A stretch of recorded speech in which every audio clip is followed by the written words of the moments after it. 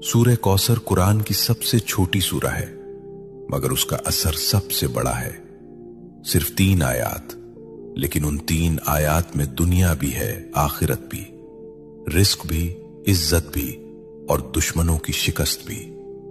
अल्लाह फरमाता है, इन्ना आतैना कल कौसर, हमने तुम्हें कौसर अता किया।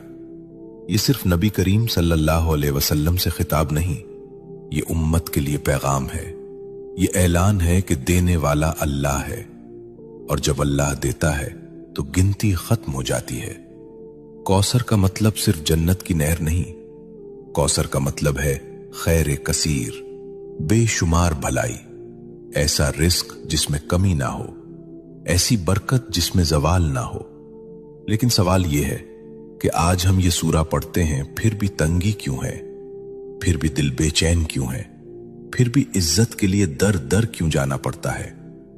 यहां एक नुक्ता है, और यही नुक्ता अक्सर लोग खो देते हैं। सूरह कौसर सिर्फ जबान से पढ़ने की सूरा नहीं, ये मिजाज बदलने की सूरा है, ये शिकवा छोड़ने की सूरा है, ये शुक्र सिखाने की सूरा है। जो अल्लाह पर छोड़ देता है, अल्लाह उसे कौसर अता करता है। शेख अब्दुल कादिर जीलानी रहमतुल्लाह अलैह फरमाया करते थे कि जिस बंदे का दिल अल्लाह से जुड़ जाए, उसके हाथ खाली नहीं रहते, चाहे जेब खाली ही क्यों ना हो।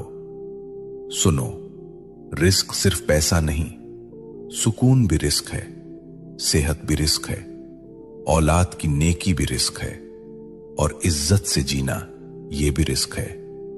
सूरह कौसर हमें सिखाती है कि पहले अल्लाह की नेमत को पहचानो, फिर उस पर शुक्र करो। फसल्लि लिरब्बिका वन्हर, अपने रब के लिए नमाज पढ़ो और कुर्बानी दो। यानी अगर कौसर चाहते हो तो ताल्लुक मजबूत करो, नमाज को बोझ नहीं, मुलाकात समझो। आज हम चाहते हैं कि रिस्क बढ़े, लेकिन नमाज टूटी हुई है। हम चाहते हैं कि बरकत आए, लेकिन शुक्र गायब है। ये सूरा हमें झुंझोड़ती है कि दुश्मनों से मत डरो, नजर वालों से मत घबराओ, हसद करने वालों को अल्लाह खुद काफी है। इन नशानिया का हुवल अब्तर, तुम्हारा दुश्मन खुद कट जाएगा। ये वादा है, यह तसल्ली है, यह ऐलान है। अगर तुम अल्लाह के हो गए तो कोई तुम्हें मिटा नहीं सकता। यह सूरा दिल को हिम्मत देती है कि खामोशी में भी अल्लाह काम कर रहा है, कि सब्र में भी अता छुपी हुई है।